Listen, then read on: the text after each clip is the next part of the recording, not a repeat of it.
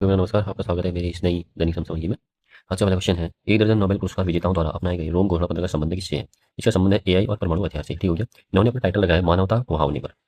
ठीक हो गया। और इन्होंने 6 सिद्धांत दिए हैं इसमें। इन्होंने कहा कि परमाणु हथियारों की होड़ को रोकना होगा, ज़िम्मेदारी से विकास करना होगा एआई के साथ, और एआई का ज़िम्मेदार तरीके से उपयोग करना होगा, और ज़िम्मेदार गवर्नेंस हमने बनानी होगी, ज़िम्मेदार लीडरशिप हमने करना होगा, और परमाणु निरस्त्रीकरण हमने करना होगा। तो ये 6 सिद्धांत इन्होंने रखे हैं। ठीक है। अगला है, मैड्रिड ग्लोबल वाटर समिट 2026 में देश का कौन सा जल आपूर्ति और सीवरेज बोर्ड दुनिया की टॉप 5 बोर्ड में शामिल हुआ है? तो बेंगलुरु। ठीक है। अगला है, जीवन ऐप और शतायु जेरी माट्री कैरिबियर डैशबोर्ड लॉन्च किसने किया है? सामाजिक न्याय मंत्रालय ने किया है। ठीक है। जीआरएसी ने भारतीय नौसेना के लिए अगली पीढ़ी का offshore patrol vessel INS Sanghamitra launch किया है। कहाँ पे? कोलकाता। अगला क्वेश्चन है, नो सैटेलाइट्स के साथ ग्रेविटी 1 रॉकेट को लॉन्च किया है ओरियन स्पेस से। कहाँ से किया है? नौ सैटेलाइट्स के साथ इन्हें नौ नौ सैटेलाइट्स के साथ ग्रेविटी 1 रॉकेट को लॉन्च किया है ओरियन स्पेस से। ठीक है। कहाँ किसने किया? चीन ने किया। ठीक है। और स्काई रूट एयरोस्पेस हैदराबाद की कंपनी में बताया, इसने भारत के प्रथम प्राइवेट रॉकेट विक्रम 1 को क्या किया है? लॉन्च किया है अभी। ठीक है। तो 22 मई अंतर्राष्ट्रीय जैव विविधता दिवस मनाया जाता है। भारत का पहला समर्पित कैबिनेट स्तरीय एआई विभाग का गठन केरल में हुआ। रॉयल सोसाइटी की फेलो चुनी जाने वाली दूसरी भारतीय महिला वैज्ञानिक है सौम्या स्वामीनाथन। और फर्स्ट जो है हमारी गगनदीप, फर्स्ट कौन थी? गगनदीप। अभी है स्वामीनाथन दूसरी। ठीक है। डीआरडीओ ने की सरफेस 2 ईयर मिसाइल स्वाम मतलब शाम का सफल परीक्षण किया है प्रोजेक्ट कुशा। ठीक हो गया। किस क्वेश्चन है, डीआरडीओ ने किस सरफेस 2 ईयर मिसाइल शैम का सफल परीक्षण किया है? तो कुशा का किया है। ठीक है। कुशा का कर दिया। ठीक है। जो कि एक लंबी दूरी की सतह से हवा में वार करने वाली है ये मिसाइल। ठीक है। और हमें पता है डीआरडीओ ने क्या कहते हैं, उड़ीसा से एपीजे अब्दुल कलाम द्वीप से इसे लॉन्च किया है। ठीक है। हमारे पास हमारे एयर डिफेंस सिस्टम में हमने रूस से जो लिया था S-400 ट्राइम्फ और मिशन सुदर्शन लॉन्च किया है हमने 15 अगस्त को। ये भी हमारा एयर डिफेंस सिस्टम से संबंधित है। और समर हमारा जो है ये भी हमारा क्या कहते हैं, सरफेस टू एयर जो समर है हमारा सरफेस टू एयर हमला करता है, और वसारोध कम दूरी का है हमारा। ठीक हो गया।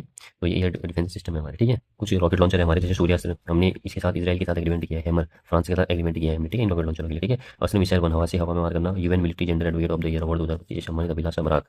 ठीक है। और इंडिया लिमिटेड ने किस राज्य की दांडेवाला फील्ड में गैस की खोज की है? जैसलमेर में। ठीक है। इंटरनेशनल चेस फेडरेशन FIDE के अंतरिम अध्यक्ष का पदभार ग्रहण किया किसने? विश्वनाथन आनंद ने। ठीक है। 5 बार के वर्ल्ड चैंपियन है ये। ठीक है। और फर्स्ट विजेता है 1991 जो राजीव गांधी खेल रत्न अवार्ड दिया गया था। ठीक है। और 20 जुलाई 1924 को स्थापना हुई थी किसी FIDE की। ठीक है। इसका मुख्यालय लॉजेन में। ठीक है। अनुराग जैन जो है हमारे नीति आयोग की सीईओ बनी है। ठीक है। और इसरो ने होप प्रयोग के निष्कर्ष प्रकाशित किए हैं। इसका संबंध चंद्रयान 3 से है। ठीक है। अगला क्वेश्चन है, भारत की मेजबानी में इंटरनेशनल टाइप 1 डायबिटीज समिट 2026 कहाँ आयोजित होगी? तो जोधपुर में होगी। ठीक हो गया। 30 जुलाई से 1 अगस्त तक। विश्व फुटबॉल दिवस 25 मई को मनाया जाता है। कृत्रिम बुद्धिमत्ता आधारित क्यू फोर्स और कौटिल्य ऐप किसने लॉन्च किया है? आर्मी ने। ठीक है।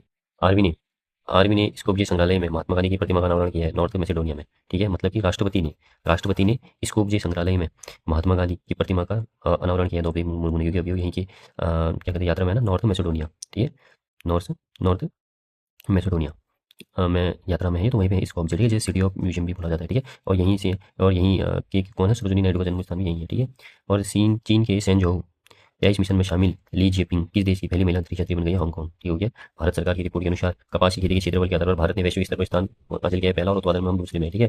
मिशन फॉर कॉटन, देखो हमने 2026-27 के बजट पे एक मिशन भी रखा था, मिशन फॉर कॉटन इसके लिए। ठीक है। और 2021 तक हमने मिशन रखा था, मतलब। ठीक है। और हमने अपना ब्रांड का नाम क्या दिया था? कस्तूरी कॉटन नाम दिया था। ठीक हो गया। अच्छा, चावल में हम टॉप में। ठीक है। केंद्र ने घुसपैठ के कारण जनसंख्या के बदलाव का अध्ययन करने के लिए प्रकाश प्रभाकर के नेतृत्व में एक उच्च स्तरीय समिति का गठन किया है। ठीक है। अगला है, प्रधानमंत्री अजय पोर्टल और अजय मोबाइल ऐप लॉन्च किया है सामाजिक न्याय और अधिकारिता मंत्रालय ने। ठीक है। Nehru centre for advance scientific research ने प्रोटीन इमेजिंग का कौन सा प्लेटफॉर्म विकसित किया है? तो क्लियर। ठीक हो गया।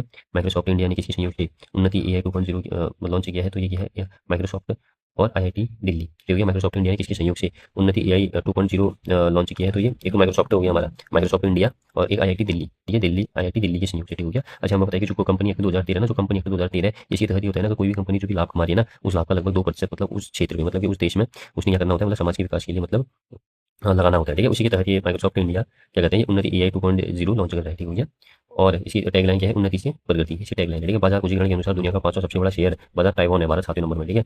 वर्वे 102 नामक जीन थेरेपी बेड कोलेस्ट्रॉल के विरुद्ध असरदार है। ठीक हो गया। अच्छा देखो, लोहित नदी हमारी पता है क्या कहते हैं, ये भारत की सबसे पूर्वी नदी है लोहित नदी। ठीक है। जो कि अरुणाचल में। ठीक है। यहाँ प्रस्तावित 1200 मेगावाट जल विद्युत परियोजना से कौन सा विश्व का दुर्लभतम पक्षी को प्रभावित होगा? तो व्हाइट बेलीड हेरॉन, ये व्हाइट बेलीड हेरॉन को प्रभावित होगा, मतलब इसके मतलब क्या कहते हैं, इसको मतलब प्रभाव पड़ेगा बोल रहे हैं। ठीक है। बहुत ही गंभीर, बहुत ही दुर्लभ प्रजाति है। इसकी संख्या भारत में लगभग 6 से 9 ही है, बस हो गया। इतनी दुर्लभ है ये, बस हो गया। ठीक है। तो बोले कि वो प्रभावित हो सकता है। ठीक है। हाँ, होता है लोहित नदी पे ही हमारा भूपेन हजारिका क्या कहते हैं, मतलब भूपेन हजारिका पुल है, जो कि सबसे लंबा पुल है, मतलब। ठीक हो गया।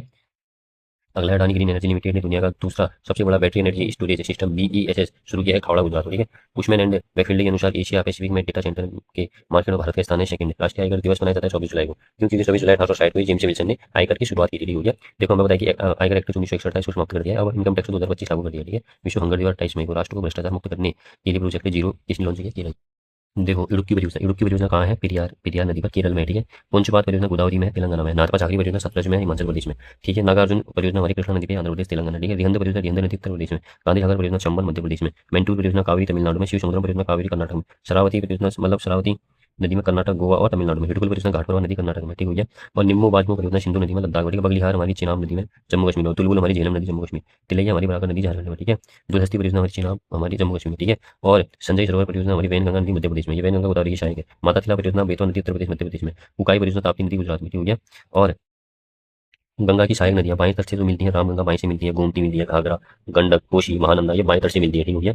और दाएं तट से कौन सी मिलती है? यमुना, सोन, टोंस, तमसा, कर्मनाशा, पुनपुन। यमुना, सोन, टोंस, इस तमसा भी बोलते हैं, कर्मनाशा और पुनपुन, ठीक है।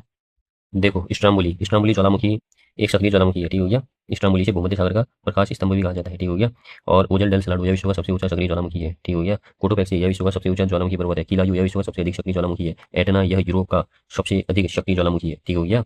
और देखो एकानकांगुआ यह विश्व का सबसे ऊंचा स्वांत ज्वालामुखी है, जो एंडी सौर तल पर स्थित है, ठीक है। विश्व की ज्वालामुखी देखो, ओजल डेल सलाडो कहाँ है? अर्जेंटीना चिली में। कोटोपैक्सी कहाँ है? इक्वेडोर में। चिम्बिराजो कहाँ है? इक्वेडोर।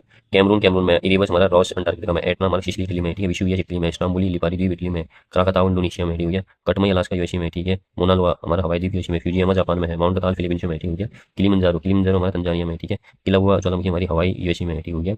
और माउंट रुआंग हमारी इंडोनेशिया में है, ठीक है। हमें पता है देखो प्लेट विवर्तन की सिद्धांत है। प्लेट विवर्तन की सिद्धांत की मैं बात करूँ तो महाद्वीपीय विस्थापन सिद्धांत है। यह सिद्धांत 1912 में अल्फ्रेड वेगनर के द्वारा दिया गया था। इन्होंने महाद्वीप को पेंजिया तथा महासागर को पेंथाला का नाम दिया, ठीक है। और प्लेट विवर्तन की सिद्धांत है जो है एक तो महाद्वीपीय विस्थापन सिद्धांत था, एक प्लेट विवर्तन की। जो प्लेट विवर्तन की सिद्धांत था, यह सिद्धांत 1962 में हैरी हेच के द्वारा दिया गया था। वहीं वर्ष 1967 में मॉर्गन मैकेंजी पार्कर और होम्स ने सिद्धांत की वैज्ञानिक व्याख्या की थी, ठीक है। इन सिद्धांतों के अनुसार पृथ्वी का स्थलमंडल एवं जलमंडल 7 मुख्य प्लेटों तथा कुछ छोटी प्लेटों में विभक्त है, ठीक है।